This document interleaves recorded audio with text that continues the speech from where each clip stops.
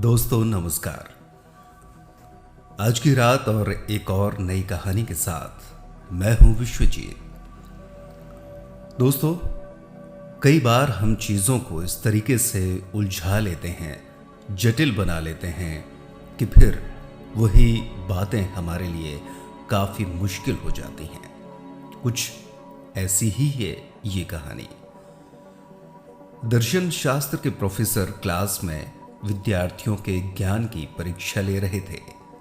उन्होंने अपनी कुर्सी को मेज के पास खिसकाया और सामने आकर बोले, आपने क्लास में जो कुछ भी सीखा है उस सब का इस्तेमाल करते हुए यह सिद्ध करें कि इस कुर्सी का कोई अस्तित्व ही नहीं है।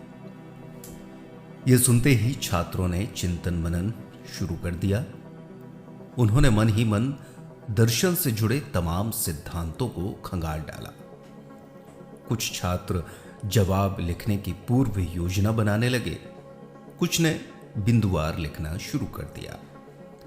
लगभग सभी के चेहरे पर परीक्षा का तनाव झलक रहा था। जाहिर है यह एक बड़ी चुनौती थी। तमाम स्टूडेंट बड़े व्यस्त दिख रहे थे सिवा एक के।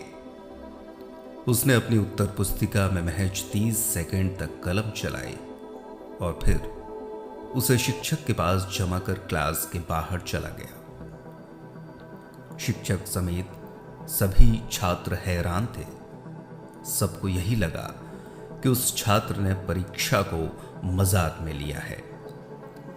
सभी ने जितना हो सका उतना लंबा चौड़ा जवाब लिखकर सैद्धांतिक रूप से भरसक यह सिद्ध करने का प्रयास किया कि मेज के पीछे जो कुर्सी है उसका अस्तित्व नहीं है। बहरहाल टेस्ट के नतीजे का दिन भी आ गया। सभी को परिणाम जानने की बड़ी उत्सुकता थी। जिन्होंने विस्तृत उत्तर लिखे थे उन्हें भी पूरा भरोसा नहीं था कि वे पास हो ही जाएंगे। लेकिन आधे मिनट में कॉपी जमा कर देने वाले छात्र के चेहरे पर निश्चिंतता थी। जब परिणाम बताए गए तो उसी छात्र को सबसे ज्यादा अंक मिले थे। इस बार ये छात्रों के लिए तो आश्चर्य की बात थी, पर प्रोफेसर के लिए नहीं।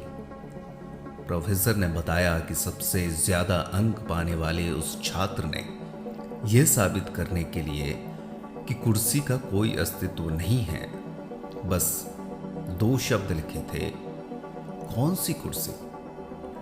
यानी दोस्तों, चीजों को जटिल न बनाएं, बात को घुमा फिराकर बढ़ा चढ़ाकर मत कहें, लोगों को अपनी बौद्धिकता के चक्रव्यूह में न उलझाएं। साफ बात कहें, सटीक बात कहें। छोटी, स्पष्ट और सटीक बात का गहरा असर होता है मन पर।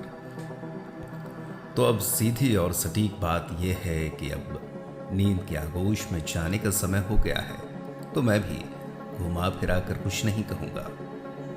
चलिए, नमस्कार, शुभ रात्रि, शब खैर।